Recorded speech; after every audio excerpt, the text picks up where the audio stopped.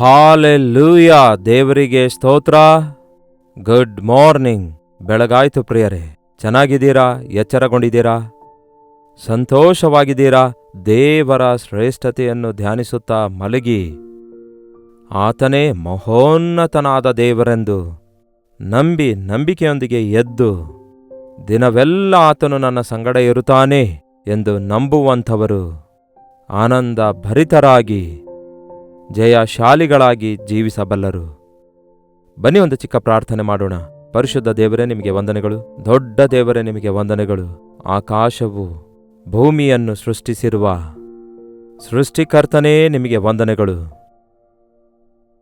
ಆಯಾ ಜಾತಿಯವರು, ಆಯಾ ವಂಶದವರು, ಆಯಾ ಭಾಷೆಗಳನ್ನು ಮಾತಾಡುವವರೆಲ್ಲರನ್ನೂ ನೀವು ನಿಮ್ಮ ರಕ್ತವನ್ನು ಸುರಿಸಿ ಕೊಂಡುಕೊಂಡು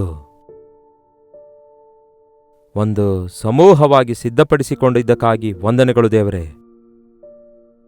ಯಾವ ಸ್ಥಳಗಳಿಂದ ಈ ಉದಯ ಕಾಲದಲ್ಲಿ ನಿಮ್ಮ ಮಕ್ಕಳು ಈ ಕಾರ್ಯಕ್ರಮ ವೀಕ್ಷಿಸ್ತಾ ಇದ್ದಾರೋ ಅವರೆಲ್ಲರೂ ನಿಮ್ಮಿಂದ ಪ್ರೀತಿಸಲ್ಪಟ್ಟವರು, ನೀವು ಆರಿಸಲ್ಪಟ್ಟವರು ಎಂದು, ಎಂತಹ ದೊಡ್ಡ ಭಾಗ್ಯ ಅವರಿಗೆ ಕೊಡಲ್ಪಟ್ಟಿದೆ ಎಂದು ಅವರು ನಿಮ್ಮನ್ನು ಸ್ತುತಿಸಲು ಸಹಾಯ ಮಾಡಿರಿ. ನಿಮ್ಮ ವಾಕ್ಯ ಧ್ಯಾನಿಸುತ್ತಿರುವಾಗ ಮಾತಾಡಿರಿ ಎಂದು ಕ್ರಿಸ್ತನ ನಾಮದಲ್ಲಿ ಬೇಡುತ್ತೇವೆ ತಂದೆಯೇ, ಆಮೇನ್. ದೇವರಿಗೆ ಸ್ತೋತ್ರ. ಶಿಲುಬೆಯ ಕುರಿತಾಗಿ ಬೋಧಿಸುತ್ತಾ ಇದ್ದೇವೆ. ಇದೇನು ಬ್ರದರ್, ಸತ್ತ ದೇವರ ಕುರಿತು ಎಷ್ಟು ಹೇಳ್ತೀರಿ? ಕೈಲಾಗದ ದೇವರು ಮೊಳಕಿತ್ಕೊಳ್ಳಲಿಕ್ಕಾಗಲಿಲ್ಲ, ಮರದ ಕಂಬದ ಮೇಲೆ ನೇತಾಡಲ್ಪಟ್ಟನೆಂದು ಎಷ್ಟೋ ಜನ ಈ ದಿನ ಹೀಯಾಳಿಸುತ್ತಾ ಇರ್ತಾರಲ್ಲವೇ? ದೇವರ ಶಕ್ತಿಯನ್ನು ಅರಿಯದವರು, ಶಿಲುಬೆಯ ಮರ್ಮ ತಿಳಿದುಕೊಳ್ಳಲಾರದವರು, ಯಾವ ಕಾರಣಕ್ಕಾಗಿ ಹೀಗೆ ಆಯಿತು ಎಂದು ಗ್ರಹಿಸಲಾರದವರು ಈ ದಿನ ಎಷ್ಟೋ ಜನ ಇದ್ದಾರೆ. ಅಂಥವರಿಗೆ ಯೇಸು ಕ್ರಿಸ್ತನ ಶಿಲುಬೆ, ಮರಣ, ಪುನರುತ್ಥಾನದ ಕುರಿತಾಗಿ ಸುವಿವರವಾಗಿ ಪ್ರಕಟಿಸಬೇಕು, ಬೋಧಿಸಬೇಕು, ಕಲಿಸಬೇಕು. ಅವರ ಮನೋನೇತ್ರಗಳು ಬೆಳಗಿಸಲ್ಪಡುವಂತೆ ಪ್ರಾರ್ಥಿಸಬೇಕು. ನೀವು ನಂಬ್ತಾ ಇದ್ದೀರಾ? ನೀವು ಆರಾಧಿಸುವ ದೇವರು ಸಜೀವವಾಗಿದ್ದಾರೆಂದು? ಕೊರಿಂಥದವರಿಗೆ ಬರೆದ ಮೊದಲನೇ ಪತ್ರಿಕೆ 15ನೇ ಅಧ್ಯಾಯ 3ನೇ ವಚನ ಓದುತ್ತೇನೆ ಕೇಳ್ರಿ. ನಾನು ನಿಮಗೆ ತಿಳಿಸಿದ ಮೊದಲನೆಯ ಸಂಗತಿಗಳೊಳಗೆ ಒಂದು ಸಂಗತಿಯನ್ನು ನಿಮಗೆ ತಿಳಿಸಿಕೊಟ್ಟೆನು, ಅದು ನಾನು ಸಹ ಕಲಿತುಕೊಂಡದ್ದೇ. ಅದೇನೆಂದರೆ, ಶಾಸ್ತ್ರದಲ್ಲಿ ಮುಂತಿಳಿಸಿರುವ ಪ್ರಕಾರ ಕ್ರಿಸ್ತನು ನಮ್ಮ ಪಾಪಗಳ ನಿವಾರಣಕ್ಕಾಗಿ ಸತ್ತು ಹೂಣಲ್ಪಟ್ಟನು. ಶಾಸ್ತ್ರದ ಪ್ರಕಾರವೇ, ಮುಂತಿಳಿಸಿರುವಂತಹ ಮಾತಿನ ಪ್ರಕಾರವೇ, ಪ್ರವಾದನೆಯ ರೂಪದಲ್ಲಿ ಪ್ರವಾದಿಗಳು ಪ್ರವಾದಿಸಿರುವ ಪ್ರಕಾರವೇ, ದೇವರು ನೇಮಿಸಿರುವುದರ ಪ್ರಕಾರವೇ ಕ್ರಿಸ್ತನು ನಮ್ಮ ಪಾಪಗಳಿಗೋಸ್ಕರ ಸತ್ತನು. ನಮ್ಮ ಪಾಪಗಳಿಗೋಸ್ಕರ, ನಮಗೋಸ್ಕರ, ನಮ್ಮೆಲ್ಲರಿಗೋಸ್ಕರ, ನಿಮಗೋಸ್ಕರ ಮರಣ ಹೊಂದಿದನು, ಸಮಾಧಿ ಮಾಡಲ್ಪಟ್ಟನು. ಅಲ್ಲಿಗೆ ಕತೆ ಮುಗಿದು ಹೋಗಿದ್ದೇ. ಆದರೆ ಯೇಸುಕ್ರಿಸ್ತನ ಕುರಿತಾಗಿ ಇಷ್ಟೊಂದು ಹೇಳುವ ಅವಶ್ಯಕತೆ ಇರ್ತಿರಲಿಲ್ಲ. ದೊಡ್ಡ ದೊಡ್ಡ ಗಣ್ಯರು ಈ ಲೋಕದಲ್ಲಿ ಜನಿಸಿ ಬಂದರು, ಆದರೆ ಅವರು ಸತ್ತಾಗ ಅವರ ಚರಿತ್ರೆ ಮುಗಿದೋಯ್ತು. ಅವರು ಸತ್ತ ದಿನವನ್ನು ಸ್ಯಾಡ್ ದಿನವೆಂಬುದಾಗಿಯೋ ಅಥವಾ ಇನ್ನೂ ಕೆಲವರು ಒಳ್ಳೆ ದಿನವೆಂದೋ ಪಾಲಿಸ್ತಾರೆ ಕೆಲವು ದಿನಗಳವರೆಗೂ. ಆದರೆ ಯಾವಾಗ ಒಬ್ಬ ವ್ಯಕ್ತಿ ಮರಣ ಹೊಂದುತ್ತಾನೋ ಅವನ ಕಥೆಯೆಲ್ಲ ಮುಗಿದೋಯ್ತು. ಆದರೆ ಯೇಸುಕ್ರಿಸ್ತನ ವಿಷಯದಲ್ಲಿ ಹಾಗಲ್ಲ. ನೋಡಿರಿ, ಶಾಸ್ತ್ರದ ಪ್ರಕಾರವೇ 3ನೇ ದಿನದಲ್ಲಿ ಎಬ್ಬಿಸಲ್ಪಟ್ಟನು. ಹಾಲೆಲೂಯಾ. ಆತನು ಏನೋ ರೋಮನ್ನರು ಬಂದು ಸಾಯಿಸಿರೋದ್ರಿಂದ ಆತನು ಸತ್ತು ಹೋಗ್ಲಿಲ್ಲ ಪ್ರಿಯರೇ. ಆಕಸ್ಮಿಕವಾಗಿ ಮರಣಕ್ಕೆ ಆತನು ಗುರಿಯಾಗಲಿಲ್ಲ. ಏನೋ ಪಿಲಾತನು ಅನ್ಯಾಯದ ತೀರ್ಪು ತೀರಿಸಿರೋದ್ರಿಂದ ಆತನ ಮೇಲೆ ಶಿಲುಬೆ ಶಿಕ್ಷೆ ಬೀಳಲಿಲ್ಲ. ಇದನ್ನು ಮುಂಚಿತವಾಗಿಯೇ ಪ್ರವಾದಿಸಲಾಗಿತ್ತು. ಮುಂಚಿತವಾಗಿಯೇ ಇದು ದೇವರ ನೇಮಕವಾಗಿತ್ತು, ದೇವರ ಪ್ರಣಾಳಿಕೆಯಾಗಿತ್ತು. ಶಾಸ್ತ್ರದ ಪ್ರಕಾರ ಅನ್ನುವಾಗ ನೀವು ಹಳೆ ಒಡಂಬಡಿಕೆಯಲ್ಲಿ ಓದ್ ನೋಡಿ. ಆತನು ನಮಗೋಸ್ಕರ ಮರಣ ಹೊಂದಿದನು, ನಮ್ಮ ಪಾಪಕ್ಕಾಗಿ ಮರಣ ಹೊಂದಿದನು. ಹಾಗೆಯೇ ಶಾಸ್ತ್ರದ ಪ್ರಕಾರವೇ ಆತನು 3ನೆಯ ದಿನದಲ್ಲಿ ಎದ್ದು ಬಂದನು. ಹಲ್ಲೆಲೂಯಾ. ನನ್ನ ದೇವರು ಸಜೀವವಾಗಿದ್ದಾರೆ, ನನ್ನ ಯೇಸು ಜೀವವುಳ್ಳ ದೇವರಾಗಿದ್ದಾರೆ ಎಂದು ಎಷ್ಟು ಸಾರಿ ಗುರ್ತಿಸುತ್ತೇವೋ ಅಷ್ಟು ಸಾರಿ ನಮಗೆ ಧೈರ್ಯ, ಅಭಯ ದೊರಕುತ್ತದೆ ಪ್ರಿಯರೇ. ನಿಮ್ಮ ಪ್ರಾರ್ಥನೆ ಕೇಳುವಾತನು, ನಿಮಗೆ ಉತ್ತರ ಕೊಡುವಾತನು, ನಿಮ್ಮ ಕಷ್ಟ ತೀರಿಸುವಾತನು, ನನಗೆ ಅಸಾಧ್ಯವಾದದ್ದೇನಾದರೂ ಉಂಟೋ ಎಂದು ಹೇಳಿದ ದೇವರು, ಬೇಡಿಕೊಳ್ಳಿರಿ ನಿಮಗೆ ದೊರೆಯುವುದು ಅಂದಿದ್ದಾರೆ. ಯೇಸು ಈಗ ಸಮಾಧಿಯೊಳಗಿಲ್ಲ. ಆತನು ಸಜೀವವಾಗಿದ್ದಾನೆ. ಪರಲೋಕದಲ್ಲಿ ತಂದೆಯ ಬಲಪಾರ್ಶ್ವದಲ್ಲಿ ನಿಂತುಕೊಂಡು ನಿಮಗೋಸ್ಕರ ನನಗೋಸ್ಕರ ವಿಜ್ಞಾಪನೆ ಮಾಡ್ತಿದ್ದಾರೆ. ಇವೆಲ್ಲ ದೇವರ ಏರ್ಪಾಟು ಪ್ರಕಾರ ನಡೆದುವು, ದೇವರ ಪ್ರಣಾಳಿಕೆಯ ಪ್ರಕಾರ ನಡೆದುವು. ಎಲ್ಲರ ಪಾಪಗಳಿಗೋಸ್ಕರ ಒಬ್ಬನು ಸಾಯುವುದು ಒಳ್ಳೆಯದು ಎಂಬುದಾಗಿ ಆ ದಿನ ಸನ್ ಹೆರದ್ನಲ್ಲಿ ನಿರ್ಣಯಿಸಲಾಯಿತು. ಪ್ರಜಾಪತಿ ಪ್ರಜೆಗಳ ನಿಮಿತ್ತ ಒಬ್ಬನು ಬಲಿಯಾಗಬೇಕೆನ್ನುವುದು ಆ ದಿನ ನೆರವೇರಿತು. ಶಾಸ್ತ್ರದ ಪ್ರಕಾರವೇ ಮರಣ ಆತನನ್ನು ಬಂಧಿಸಿಡಲಿಕ್ಕಾಗಲಿಲ್ಲ. ಮರಣ ಆತನನ್ನು ಶಾರೀರಿಕವಾಗಿ ಕೊಳೆತು ಹೋಗಲಾರದಂತೆ ಮಾಡಲಿಲ್ಲ. ಆದರೆ ಆತನು ಸಜೀವವಾಗಿ 3ನೆಯ ದಿನದಲ್ಲಿ ಎಬ್ಬಿಸಲ್ಪಟ್ಟನು. ಮರಣವನ್ನು ಜಯಿಸಿದ ದೇವರಾಗಿದ್ದಾರೆ. ಯಾಕೆ ಯೇಸು ಮರಣ ಹೊಂದಿದರು ಎಂದು ಕೇಳ್ತಾ ಇದ್ದೀರಾ? ಪಾಪವು ಕೊಡುವ ಸಂಬಳ ಮರಣ ಆಗಿದೆ ಪ್ರಿಯರೇ. ಅಲ್ಲೇ ಇದೆ ನೋಡಿ, 21ನೇ ವಚನದಲ್ಲಿ ಮನುಷ್ಯನ ಮೂಲಕ ಮರಣ ಉಂಟಾಯಿತು. ಮನುಷ್ಯನಿಂದಲೇ ಮರಣ ಉಂಟಾಯಿತು. ಆದಾಮ ಹವ್ವ ಅವರ ಅವಿಧೇಯತೆಯಿಂದ ಈ ಹಣ್ಣು ತಿಂದ ದಿನವೇ ನಿಶ್ಚಯವಾಗಿ ಸಾಯುವಿರಿ ಎಂದು ಕರ್ತನು ಹೇಳಿದರು. ಮನುಷ್ಯನ ಮೂಲಕ, ಒಬ್ಬ ಮನುಷ್ಯನ ಮೂಲಕ ಈ ಲೋಕಕ್ಕೆ ಮರಣ ಬಂತು. ಆದಾಮನ ಸಂಬಂಧದಿಂದ ಎಲ್ಲರೂ ಹೇಗೆ ಸಾಯುವವರಾದರೋ ಅದೇ ಪ್ರಕಾರ ಕ್ರಿಸ್ತನ ಸಂಬಂಧದಲ್ಲಿ ಎಲ್ಲರೂ ಜೀವಿತರಾಗುವರು. ಒಬ್ಬ ಮನುಷ್ಯನಿಂದ ಲೋಕಕ್ಕೆ ಮರಣ ಬಂತು. ಈಗ ಒಬ್ಬ ವ್ಯಕ್ತಿಯ ಮೂಲಕ ನಮ್ಮೆಲ್ಲರಿಗೆ ಪುನರುತ್ಥಾನ ಉಂಟಾಗುವಂಥದ್ದಾಯಿತು, ಬದುಕಿಸುವಂಥದ್ದಾಯಿತು. ಪಾಪದಿಂದ ಶಾಪ, ಶಾಪದಿಂದ ಮರಣ ಬಂದಿತು. ಆದರೆ ಯೇಸು ಅರ್ಪಿಸಿದ ಯಜ್ಞದಿಂದ ಆಶೀರ್ವಾದ ಉಂಟಾಗಿ ಮರಣದೊಳಗಿಂದ ಜೀವದೊಳಗೆ ದಾಟಿ ಹೋಗುವವರನ್ನಾಗಿ ಯೇಸುವಿನ ನಾಮದಲ್ಲಿ ನಮಗೆ ಅಧಿಕಾರ ಕೊಡಲ್ಪಟ್ಟಿತು. ಇದನ್ನು ನಂಬಿರಿ. ಶಿಲುಬೆಗೆ ಹಾಕಲ್ಪಟ್ಟ ಕ್ರಿಸ್ತನನ್ನು ಸಾರುವುದನ್ನು ತಡೆಯುತ್ತಾ ಇಲ್ಲ. ಆದರೆ ಪುನರುತ್ಥಾನನಾದ ಕ್ರಿಸ್ತನನ್ನು ನಾವು ನಿಮಗೆ ಪ್ರಕಟಿಸುತ್ತಿದ್ದೇವೆ. ಸರ್ವಾಧಿಕಾರ ಕೊಡಲ್ಪಟ್ಟಿರುವ ಕ್ರಿಸ್ತನನ್ನು ನಾವು ನಿಮಗೆ ಸಾರುತ್ತಿದ್ದೇವೆ. ಮತ್ತೆ ಆತನು ಈಗ ಎಲ್ಲಿದ್ದಾನೆ, ಆತನ ರಾಜ್ಯ ಎಲ್ಲಿ ಎಂದು ಈಗ ನೀವು ಬಹುಶಃ ಕೇಳುವವರಾಗಿರಬಹುದೇನೋ. ಇದೇ ಅಧ್ಯಾಯದ 23ನೇ ವಚನ ಏನು ಹೇಳುತ್ತೆ ನೋಡಿ. ಆದರೆ ಪ್ರತಿಯೊಬ್ಬನು ತನ್ನ ತನ್ನ ತರಗತಿಯಲ್ಲಿ ಇರುವನು. ಕ್ರಿಸ್ತನು ಪ್ರಥಮ ಫಲ. ತರುವಾಯ ಕ್ರಿಸ್ತನ ಪ್ರತ್ಯಕ್ಷತೆಯಲ್ಲಿ ಆತನವರು ಎದ್ದು ಬರುವರು. ಆಮೇಲೆ ಆತನು ಬೇರೆ ಎಲ್ಲಾ ದೊರೆತನವನ್ನು, ಎಲ್ಲಾ ಅಧಿಕಾರವನ್ನು, ಎಲ್ಲಾ ಬಲವನ್ನು ನಿವೃತ್ತಿ ಮಾಡಿ ತಂದೆಯಾಗಿರುವ ದೇವರಿಗೆ ರಾಜ್ಯವನ್ನು ಒಪ್ಪಿಸಿಕೊಡುವಾಗ ಸಮಾಪ್ತಿ ಉಂಟಾಗುವುದು. ಹಾಲೆಲ್ಲೂಯಾ. ಏನಂತೆ? ಎಲ್ಲಾ ವಿಧವಾದ ದೊರೆತನವನ್ನು, ಅಧಿಕಾರವನ್ನು, ಬಲವನ್ನು ದೇವರು ಯೇಸುವಿಗೆ ಕೊಟ್ಟಿರುವಾಗ ಯೇಸು ಅದನ್ನು ನಿವೃತ್ತಿ ಮಾಡಿ ಪ್ರತಿ ಸೈತಾನನ ಕಾರ್ಯವನ್ನು, ಪ್ರತಿ ಶೋಧನೆಯನ್ನು, ಪ್ರತಿ ಪಾಪವನ್ನು ಆತನು ಜಯಿಸಿದನು. ಈ ದಿನ ಯೇಸು ಕ್ರಿಸ್ತನನ್ನು ನಂಬಿದವರಿಗೆ ಜಯಜೀವಿತ ಉಂಟು ಪ್ರಿಯರೇ. You are no more a drug addict. ನೀವು ಒಂದು ಡ್ರಗ್ಸ್ಗೆ ಅಡಿಕ್ಟ್ ಆಗಿ ಅದಕ್ಕೆ ಬಂದಿ ಆಳಾಗುವ ಅಗತ್ಯವಿಲ್ಲ. ಕುಡುಕುತನಕ್ಕೆ ಬಂದಿ ಆಳಾಗುವ ಅಗತ್ಯವಿಲ್ಲ.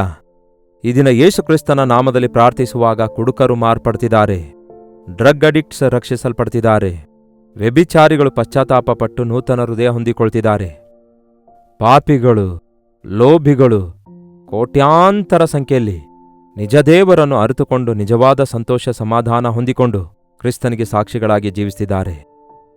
ನಿಮ್ಮಲ್ಲಿ ಇಂತಹ ವೈಯಕ್ತಿಕ ಅನುಭವ ಇದೆಯಾ? ನಿಮ್ಮ ಜೀವಿತದಲ್ಲಿ ಮಾರ್ಪಡುವಿಕೆ ಇದೆಯಾ? ಕ್ರಿಸ್ತನಲ್ಲಿರುವವರು ನೂತನ ಸೃಷ್ಟಿಯಾಗಿದ್ದಾರೆ ಎನ್ನುವುದು ಧ್ಯಾನಿಸಿದೇವಲ್ಲವೇ? ಆತನು ಕೊಡುವ ಶಕ್ತಿಯಿಂದ ನಾವು ಹೊಸತನವನ್ನು ನೋಡಬಲ್ಲೆವು. ಇದೇ ಅಧ್ಯಾಯದ 26ನೇ ವಚನ ಕೂಡ ಓದುತ್ತೇನೆ ಕೇಳ್ರಿ. ಮರಣವು ಕಡೇ ಶತ್ರುವಾಗಿ ನಿವೃತ್ತಿಯಾಗುವುದು. ಏನಂತೆ? ಕಡೇ ಶತ್ರುವೇ ಮರಣ ಅಂತೆ. ಮತ್ತೆ ಇನ್ನೂ ಮರಣ ಯಾಕಿದೆ ಎಂದು ಕೇಳುವುದಾದರೆ ನಾವು ಇನ್ನೂ ಮಣ್ಣಿನ ಶರೀರದಲ್ಲಿರೋದ್ರಿಂದಲೇ. ಅದಕ್ಕೆ ಕೊನೆಯದಾಗಿ ಇಲ್ಲಿ ವಾಕ್ಯ ಹೇಳುತ್ತೆ, ಯೇಸು ಇನ್ನು ಮರಣವೇ ಇಲ್ಲದಂತೆ ಮಾಡಿಬಿಡ್ತಾರಂತೆ. ಆಗ ಭೂಲೋಕದಲ್ಲಿ ಪರಲೋಕದಲ್ಲಿ ಎಲ್ಲಿಯೂ ಮರಣ ಇರಲ್ಲ, ಎಲ್ಲೂ ಇರಲ್ಲ. ದೇವರು ಸಮಸ್ತವನ್ನು ಕ್ರಿಸ್ತನ ಪಾದದ ಕೆಳಗೆ ಹಾಕಿ ಅಧೀನ ಮಾಡುವನು. ಕ್ರಿಸ್ತನ ಪಾದಗಳ ಕೆಳಗೆ ಹಾಕಿ ಆತನಿಗೆ ಅಧೀನ ಮಾಡಿದ್ದಾನೆಂಬುದಾಗಿ ಹೇಳಿಯದೇ ಅಲ್ಲ. ಸಮಸ್ತವೂ ಆತನಿಗೆ ಅಧೀನ ಮಾಡಲ್ಪಟ್ಟಿದೆ ಎಂದು ಹೇಳುವಾಗ ಸಮಸ್ತವನ್ನು ಅಧೀನ ಮಾಡಿ ಕೊಟ್ಟಾತನು ಅದರಲ್ಲಿ ಸೇರಲಿಲ್ಲವೆಂಬುದು ಸ್ಪಷ್ಟವಾಗಿದೆ. ಎಲ್ಲವನ್ನು ಆತನ ಪಾದಗಳ ಕೆಳಗೆ ಹಾಕಿ ಅಧೀನ ಮಾಡಲ್ಪಟ್ಟಿದೆಯಂತೆ. ಹಾಲೆಲ್ಲೂಯಾ. ನಮ್ಮ ಯೇಸು ಬೇಗನೆ ಬರಲಿಕ್ಕಿದ್ದಾರೆ. ಪುನರುತ್ಥಾನನಾಗಿ ತಂದೆಯ ಬಲಪಾರ್ಶ್ವದಲ್ಲಿರುವ ಯೇಸು ಮೇಘರೂಢನಾಗಿ ಬರಲಿಕ್ಕಿದ್ದಾರೆ. ಶಿಲುಬೆಯೊಂದಿಗೆ ಕತೆ ಮುಗಿಯಲಿಲ್ಲ ಪ್ರಿಯರೇ, ಶಿಲುಬೆಯೊಂದಿಗೆ ಕತೆ ಪ್ರಾರಂಭವಾಯಿತು. ಇದು ಕಟ್ಟುಕತೆಯಲ್ಲ, ನಿಜ. ಶಿಲುಬೆಯ ಮೇಲೆ ವಿಮೋಚನೆಯ ಕಾರ್ಯ ಪರಿಪೂರ್ಣಗೊಂಡಿತು. ಶಿಲುಬೆಯ ಮೂಲಕ ಈ ದಿನ ಆತನಲ್ಲಿ ನಂಬಿಕೆ ಇಟ್ಟವನು ಮರಣದೊಳಗಿಂದ ಜೀವದೊಳಗೆ ದಾಟಿ ಹೋಗುತ್ತಿದ್ದಾನೆ. ಅತಿ ಬೇಗನೆ ಕರ್ತನು ಬರಲಿಕ್ಕಿದ್ದಾರೆ. 50ನೇ ವಚನ ಕೂಡ ಓದುತ್ತೇವೆ ಕೇಳ್ರಿ. ಸಹೋದರರೇ, ನಾನು ಹೇಳುವುದೇನೆಂದರೆ, ರಕ್ತ ಮಾಂಸವು ದೇವರ ರಾಜ್ಯಕ್ಕೆ ಬಾಧ್ಯವಾಗಲಾರದು. ಯಾಕೆಂದು ಹೇಳ್ತೇನೆ ಕೇಳಿರಿ. ಪರಲೋಕ ರಾಜ್ಯ ಅನ್ನುವಾಗ ಅದು ಶಾಶ್ವತವಾದದ್ದು, ಅದು ಆತ್ಮ ಇರುವ ಸ್ಥಳವಾಗಿದೆ. ಅದಕ್ಕೆ ರಕ್ತ ಮಾಂಸವು ಪರಲೋಕ ರಾಜ್ಯಕ್ಕೆ ಬಾಧ್ಯರಾಗಲಾರವು. ನಮಗೆ ಇದೇ ಶರೀರ ಇರುತ್ತೆ, ಆದರೆ ಈ ಶರೀರದಲ್ಲಿ ರಕ್ತ ಮಾಂಸ ಇರಲ್ಲ. ರಕ್ತ ಮಾಂಸ ಇದ್ರೆ ಇದು ಕೆಟ್ಟು ಹೋಗುತ್ತೆ, ಹಸಿವೆ ಆಗುತ್ತೆ. ಉಳಿದಿದೆಲ್ಲ ನಿಮಗೆ ಗೊತ್ತಲ್ಲವೇ, ಅನುಭವಪೂರ್ವಕ ತಿಳಿದಿದ್ದೇವಲ್ಲವೇ. ಆದರೆ ದೇವರು ಕೊಡುವ ಶರೀರ ನಿರ್ಲಯವಾಗದ ಶರೀರ. ಲಯವಾಗುವ ವಸ್ತು ನಿರ್ಲಯ ಪದವಿಗೆ ಬಾಧ್ಯವಾಗುವುದಿಲ್ಲ. ಕೇಳಿರಿ, ಇದುವರೆಗೆ ಗುಪ್ತವಾಗಿದ್ದ ಸಂಗತಿಯನ್ನು ತಿಳಿಸುತ್ತೇನೆ. ನಾವೆಲ್ಲರೂ ನಿದ್ರೆ ಹೋಗುವುದಿಲ್ಲ, ಅಂದ್ರೆ ನಾವೆಲ್ಲರೂ ಸಾಯುವುದಿಲ್ಲ. ಆದರೆ ಕಡೇ ತುತ್ತೂರಿಯ ಧ್ವನಿಯಾಗುವಾಗ ನಾವೆಲ್ಲರೂ ಒಂದೇ ಕ್ಷಣದಲ್ಲಿ ರೆಪ್ಪೆ ಬಡಿಯೋದ್ರೊಳಗಾಗಿ ನಾವೆಲ್ಲರೂ ಮಾರ್ಪಡುವೆವು. ಹಲ್ಲೆಲೂಯಾ.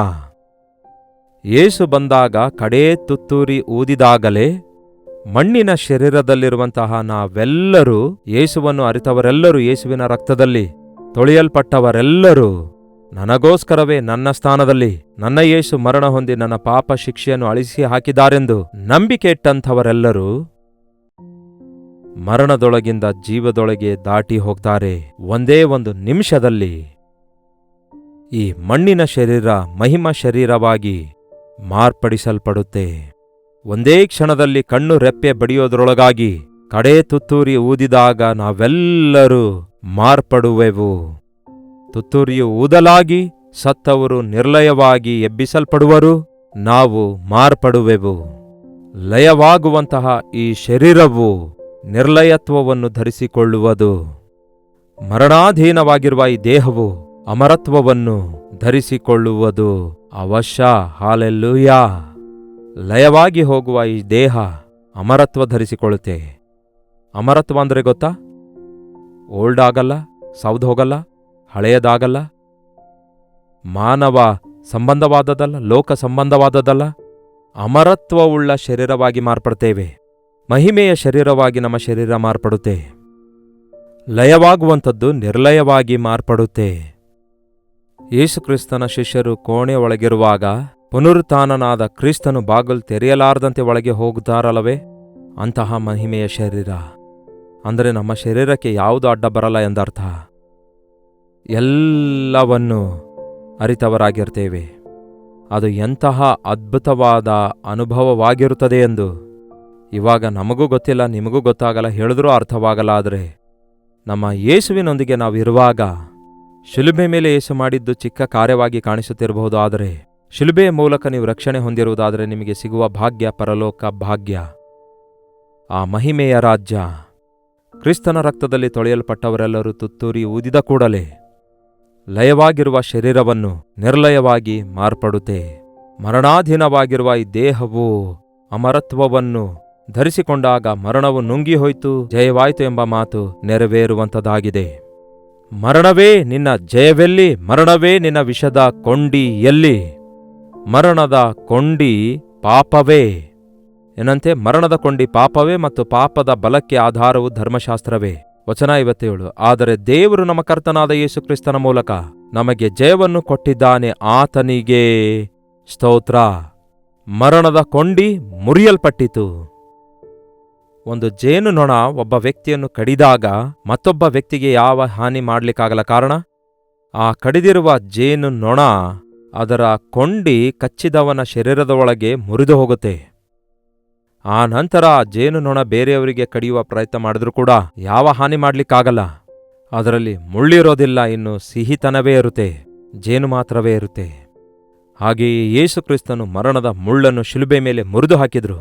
ಕಲ್ವರಿ ಶಿಲುಬೆಯ ಮೇಲೆ ಆತನು ಮರಣ ಹೊಂದಿದಾಗ ನಮ್ಮ ಎಲ್ಲರ ಪಾಪದಿಂದ ಬಂದ ಮರಣವನ್ನು ಆತನು ಅನುಭವಿಸಿರೋದ್ರಿಂದ, ಆ ಮರಣದ ಮುಳ್ಳನ್ನು ಮುರಿದು ಹಾಕಿ ಸಜೀವನಾಗಿ ಎದ್ದು ಬಂದದ್ದರಿಂದ ಈ ದಿನ ಕ್ರಿಸ್ತನಲ್ಲಿದ್ದವರಿಗೆ ಯಾವ ಶಿಕ್ಷೆಯ ವಿಧಿಯಿಲ್ಲ. ಯೇಸು ಹೇಳಿದ್ದಾರೆ, ನನ್ನನ್ನು ನಂಬುವವನು ಸಾಯುವುದಿಲ್ಲ, ಸತ್ತರೂ ಕೂಡ ತಿರುಗಿ ಎದ್ದು ಬರುತ್ತಾನೆ ಎಂದು ಯೇಸು ಹೇಳಿದ್ದಾರೆ. ಅದು ಸತ್ಯ, ಹೌದಲ್ಲವೋ? ನಾವು ಎಂತಹ ದೊಡ್ಡ ಧನ್ಯರು ನೋಡಿ.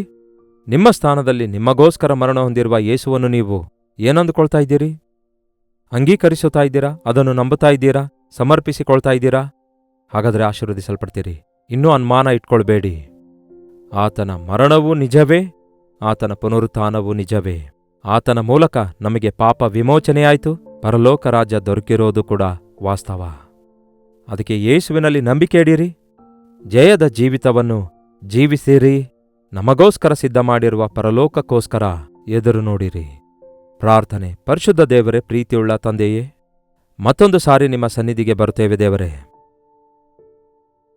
ಶಿಲುಬೆಯಲ್ಲಿ ನಾವು ನಿಮ್ಮ ಶ್ರಮೆಯನ್ನು, ವೇದನೆಯನ್ನು, ಬಾಧೆಯನ್ನು ಮಾತ್ರವೇ ನೋಡಿ ಸುಮ್ಮನೆ ಇರುವಂಥವರಾಗಿರದೆ, ಶಿಲುಬೆಯ ಶಕ್ತಿಯನ್ನು ಗುರುತಿಸುವ ಹಾಗೆ, ಶಿಲುಬೆಯ ಮೇಲೆ ನೀವು ಮಾಡಿರುವ ಕಾರ್ಯಗಳ ಮೂಲಕ ಪಾಪಿಗಳು, ಅಪವಿತ್ರರೂ ಆಗಿರುವ ನಮಗೆ ನಿಮ್ಮ ರಾಜ್ಯಕ್ಕೆ ವಾರಸುದಾರರಾಗುವ ಭಾಗ್ಯ ಕೊಟ್ಟಿದ್ದೀರೆಂಬ ಸತ್ಯ ಗುರುತಿಸಿ ನಂಬಿಕೆಯಿಟ್ಟು ಅಂಗೀಕರಿಸುವಂತೆ, ನಮ್ಮ ಪಾಪಗಳನ್ನು ಒಪ್ಪಿಕೊಂಡು ಕ್ಷಮಿಸಲ್ಪಟ್ಟು ನಿಮ್ಮ ರಾಜ್ಯಕ್ಕೆ ವಾರಸುದಾರರಾಗಲು ಸಹಾಯ ಮಾಡಿರಿ. ಈ ಲೋಕ ಶಾಶ್ವತವಲ್ಲ, ನೀವು ಅತಿ ಬೇಗನೆ ಬರಲಿಕ್ಕಿದ್ದೀರೆಂದು ನಂಬಿ, ಪರಲೋಕ ರಾಜ್ಯ ನಮಗಾಗಿ ಸಿದ್ಧ ಮಾಡಿಟ್ಟಿದ್ದೀರಿ ಎಂದು ನಂಬಿ, ನಾವು ಕಾದು ಎದುರು ನೋಡುವಂತೆಯೂ ನೀವು ಕೊಡಲಿಕ್ಕಿರುವ ಮಹಿಮ ಶರೀರ ಹೊಂದಿ ಪುನರುತ್ಥಾನದ ಜೀವಿತಕ್ಕೋಸ್ಕರ ಕಾದಿರುವಂತೆ ನಮ್ಮಲ್ಲಿ ಪ್ರತಿಯೊಬ್ಬರಿಗೂ ಸಹಾಯ ಮಾಡಿರೆಂದು ಕ್ರಿಸ್ತನ ನಾಮದಲ್ಲಿ ಬೇಡುತ್ತೇವೆ ತಂದೆಯೇ, ಆಮೇನ್.